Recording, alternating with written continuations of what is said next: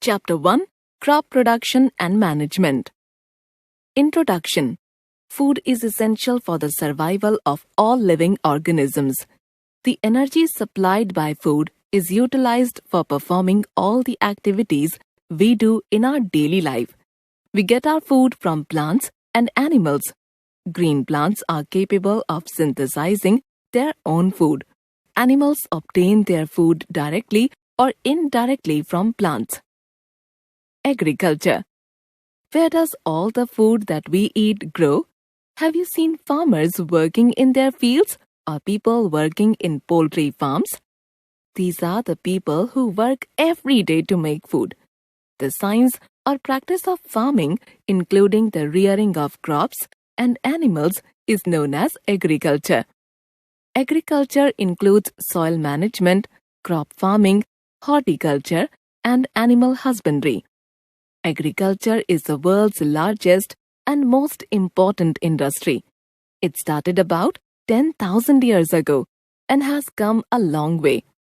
Today, nearly half of the world's workforce is employed in growing crops or looking after animals. Production of crops. Plants of the same kind, when grown on a large scale for food, clothing, and medicines, are called crops. For example, a crop of rice means that all the plants grown in a field are of rice.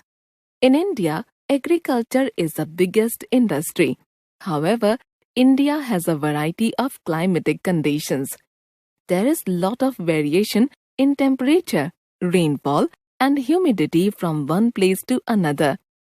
The suitable crops are grown in different regions, taking these factors into consideration. The food crops can be categorized into cereals, example, rice, wheat; pulses, example, arhar, urad; fruits, example, mango, pear; and vegetables, example, potato, bottle gourd. These crops can be further classified based on their growing season as Kharif and Rabi crops. Kharif, crops sown in the rainy season, June, and harvested in October. Examples: rice, maize, soybean, cotton, etc. Rabi, crops grown in the winter season or planted in November and harvested in April. Examples: wheat, pea, barley, etc. How are these crops grown? Growing of crops requires hard work and patience. Let us learn how our farmers grow these crops. Agricultural practices. Modern agriculture is carried out in a scientific and systematic manner. For growing crops, farmers perform a series of activities over a period of time in a particular sequence. These activities are called agricultural practices. Agricultural practices can be subdivided into the following steps: soil preparation, selection and sowing of seeds, adding manure and fertilizer, irrigation, crop protection, harvesting, storage. Soil preparation. For growing a crop, the preparation of soil is the first step. Soil is the main medium in which a plant grows. The most important task in agriculture is to ensure the availability of vital nutrients in the soil. Secondly, the soil should be loose enough so that the roots of plants can penetrate easily.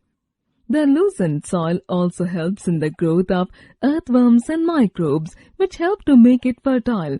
Roots of plants absorb water, air, and nutrients from the soil. Soil is prepared by plowing and leveling. Plowing, the process of loosening and turning out the soil, is known as tilling or plowing. This can be done by using a plow. The process of plowing is important because it helps to trap air in the soil, allows the roots to reach deeper in the soil, helps the soil in retaining moisture for a longer duration, helps in mixing the nutrient-rich soil with the topsoil, helps in removing the unwanted plants known as weeds. The plow and other tools used for large-scale production of crops are known as agricultural implements. A plow is made of wood or iron and is drawn by a pair of bulls or other animals. It contains a strong triangular iron strip called plowshare. The main part is a long log of wood which is called a plow shaft. There is a handle at one end of the shaft and the other end is attached to a beam which is placed on the animal's neck. The original wooden plow has been slowly replaced by an iron plow. These days, plowing is also done by tractors. A hoe is an ancient and versatile agricultural tool used to move small amounts of soil. It is used for weed control by shuffling the surface of the soil around the plants, piling soil around the base of plants, hilling, creating narrow furrows, drills and shallow trenches for planting seeds and bulbs, chopping weeds, roots and crop residues, digging and moving when harvesting root crops such as potatoes. A cultivator is a type of farm implement used for secondary tillage. It has frames with teeth which are also called shanks. The shanks pierce the soil as they are dragged through it. A cultivator stirs and pulverizes the soil either before planting to aerate the soil and prepare a smooth, loose seedbed, or after the crop has begun growing to kill weeds. Cultivators are designed to disturb the soil in careful patterns, sparing the crop plants but uprooting the weeds. Leveling. Even in plowed fields, there are big pieces of soil known as crumbs. It is necessary to break these crumbs with wooden or iron planks which are known as levelers. This process is known as leveling. At times, manure is added to the soil before tilling. The soil is watered after leveling and before sowing. Selection and sowing of seeds. The next important step is the process of selecting good quality, healthy and high-yielding seeds. Sowing is the most important part of crop production. While sowing seeds, few points should be kept in mind. Seeds should be sown at equal distance to avoid congestion and competition among young plants. If they are too close, they will not get enough nutrients for growth. Seeds should be sown at correct depth. If they are near the surface, birds will eat them. If they are sown too deep, they will not get enough sunlight and air. Sowing can be done manually by scattering and spreading seeds on the field. This is called broadcasting. A better method is to sow with the help of an implement called the seed drill. A seed drill is a funnel-shaped container with long tubes that can be attached to the plow while sowing. Adding manure. A young plant needs adequate amounts of nutrients for its proper growth. These are provided in the form of manure and fertilizers. Manure and fertilizers are the substances which are added to the soil to provide nutrients for a healthy growth of plants. Due to continuous growing of crop cycle, the soil becomes deficient in nutrients. The process of replenishing the soil with nutrients is known as manuring. Manure is a natural substance obtained from the decomposition of plant and animal waste. Sometimes, manure is not sufficient to provide the required amounts of nutrients. To supply more quantity of a particular nutrient, fertilizers are used. Fertilizers are chemical substances which are rich in a few nutrients. Some common fertilizers are urea, potash, and phosphate. Differences between fertilizer and manure. Fertilizer. A fertilizer is a chemical compound. Fertilizer is prepared in factories. It does not provide any humus to the soil. They are very rich in plant nutrients. Manure. Manure is a natural substance. Manure is prepared by the decomposition of animal and plant wastes in the fields. It provides lot of humus to the soil. They are relatively less rich in plant nutrients. Excessive use of fertilizers makes the soil less fertile and is also a source of water pollution. After growing many crops in the same field, the level of nutrients in the soil decreases. The use of manure improves the soil texture and also its water-retaining capacity. Another method for replenishing the soil nutrients is crop rotation. In crop rotation, 2 or more crops are grown on the same land alternately. For example, after growing wheat, the soil is low on nitrogen nutrients. This can be remedied by growing peas or gram plants which replenish the soil in nitrogen nutrients. Advantages of manure: enhances the water holding capacity of the soil, makes the soil porous, improves texture of the soil, increases the number of microbes in the soil. Irrigation. Water is one of the most important requirements for agriculture.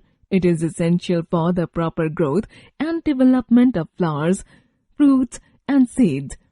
The plants absorb water and minerals and fertilizers dissolved in it through roots. The process of supplying water to the crops at different intervals is known as irrigation. The time and frequency of irrigation varies from season to season, soil to soil, and crop to crop. The methods of irrigation can be broadly categorized into traditional and modern methods. The traditional methods include canal irrigation, furrow irrigation, chain pump, pulley system moat, dhekli, and water wheel rehet. The water available in wells, lakes and canals are lifted up by different methods in different regions for taking it to the field. Cattle or human labor is used in these methods. These methods are very cheap but are comparatively less efficient. At some places, pumps are used for pulling water. These pumps run on diesel, biogas, electricity, and solar energy. Modern methods include sprinkler and drip irrigation. These methods help us to use water economically and efficiently. Sprinkler system. Irrigation sprinklers are used on farms, golf courses, and yards to provide water to vegetation and plants. These sprinklers rotate in all directions to provide an even supply of water. Drip irrigation. Drip irrigation, also known as trickle irrigation or micro irrigation or localized irrigation, is an irrigation method which saves water and fertilizers by allowing water to drip slowly to the roots of plants, either onto the soil surface or directly onto the root zone through a network of valves, pipes, tubes, and emitters. It is done with the help of narrow tubes which deliver water directly to the base of the plant. This method is useful in places where water is scarce and also in the event of drought. Crop protection. The undesirable plants which grow along with the crop are known as weeds. Amaranthus, wild oat, grass, and bathua are examples of weeds. The removal of weeds is called weeding. These plants should be removed as they compete with the crop for air, sunlight, and nutrients, hence affecting the growth of the crops. The best time for the removal of weeds is before they produce flowers and seeds. Weeds can be uprooted by hand or removed with the help of implements such as trowel, hoe, or harrow. This process is time-consuming and may lead to accidental removal of desired crops. The implements used also require regular maintenance. Weeds are also controlled by using certain chemicals called weedicides, which kill only the weed plants. Examples are Delapon, 2,4-D, Metachlor, etc. The animals which damage crops are known as pests, and these can be destroyed by chemicals called pesticides.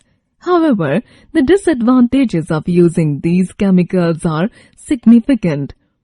Contact with them can affect the health of farmers. Traces of these poisons may remain in the crops and can be harmful to the people who consume them. Harvesting. The process of cutting off crops when it is ready is known as harvesting. Harvesting can be done with hands using a sickle. It can also be done with the help of a machine called the harvester. In harvested crop, the grain seeds are separated from the chaff by the process known as threshing.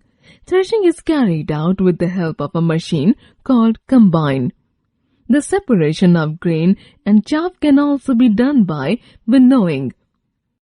Storage. Freshly harvested crops have moisture. They are dried properly so that they can be stored for longer time. The crops should be safe from moisture, insects, rats and microorganisms. The crops are dried in sun and stored in jute bags or metallic bins. On a large scale, the grains are stored in silos and granaries. Food from animals.